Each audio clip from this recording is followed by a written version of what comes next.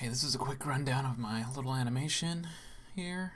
Some people had a little bit of questions about projection mapping, and I thought I would give my thoughts. So what you're going to find here is that a lot of what my choices that I made about projection mapping and using that is control. So let's get right into my comp. Now here is the most far down comp. This is the walls. All the walls and the windows. Right now it's taking a really long time to load because all of these shine effects are on, so let's just turn those off. You don't need to see them right now. So this is it. Nothing in here is in 3D.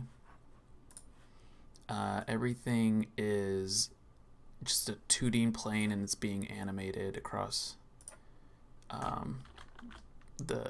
it's just being animated. They're just paths being animated, as we can see here. These are paths also being animated. They're being either scaled up and moved left to right, but they're not moving in 3D space. So, and that's on purpose. It's because there's a style I'm going for, and that's the way I wanted to, that I think it's going to be best achieved. A lot of these shadows, like here, are all individual objects that are either getting masked out or something's going over them. And so that's, and so if we jump forward here, actually no, I want to go back here for a second. It's also because these objects here, these lighting objects, are also getting masked by these objects up here. So when this moves down, so does what's being masked. So that's an effect I really wanted to get down, and so these all have set mats on them, and it's basically being set mat by this. The reason why, another good reason is, if these were all individual pieces that I took into 3D, I would have to go into every single piece and animate this shadow on, and animate this on, and animate that on. I could possibly do it with the same method with a mask, but then it wouldn't really make any sense. I would really have to follow the camera then, instead of just masking it while I'm in here.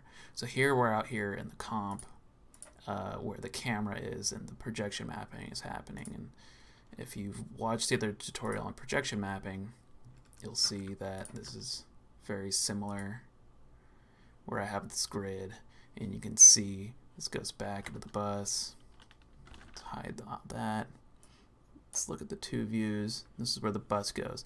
And all the objects that don't have to fall into perspective, like these chairs and these that aren't actually moving down into perspective, are all just flat planes that we can see here.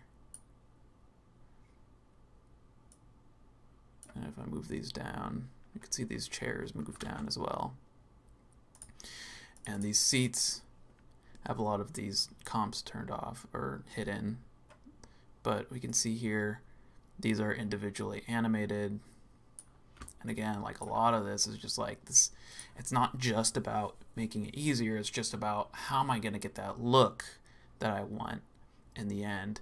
And this is it. You going in here and changing, keyframing all these so that when the shadows come down, now, like I said, I don't want to have them all separate comps, because the walls is separate comps, because I'd have to animate those together. But these are easy enough. You just have to make sure there's a timing. There's only a couple frames when things are off and things are on. And projection mapping gives you enough leeway, because if I made these walls in Illustrator and then had to line up like this, I'd have to be a little more precise, as well as one of the more difficult things is that when you put these in perspective, things are going to become skewed. So you won't get this here unless you plan ahead and make sure that, like, you have to think about, okay, I'm gonna turn this into space, and I'm gonna have to know that this is here, because this isn't a little thing that you can like model in After Effects. You're not going to model this here, and you can't even model a curve like that in After Effects. You're only working with straight lines. So you're going to have to render that out and make sure that when you turn it into space, that it looks correct.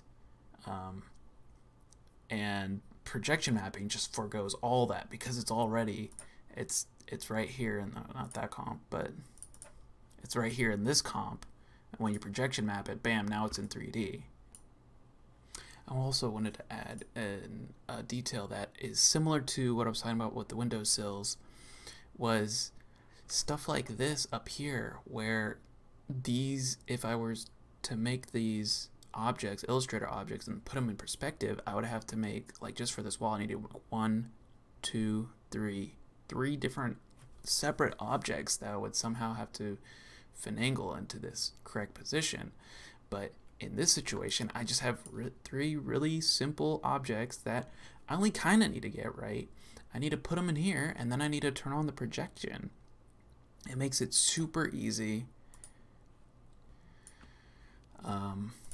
And you don't see a lot in my animation because it's very subtle movement, but like you can go crazy with this. Like let's dive a little further in and turn the camera, and you'll see it takes a little bit to render. Let's cut this to half.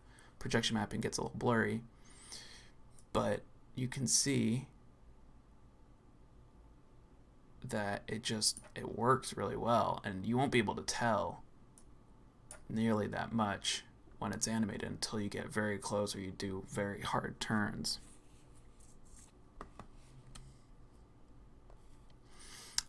Other reasons why you don't want to, I didn't want to make individual walls is because these windows too, I would have to have it so these windows are cut out and then the objects are 3D or moving past in a certain way.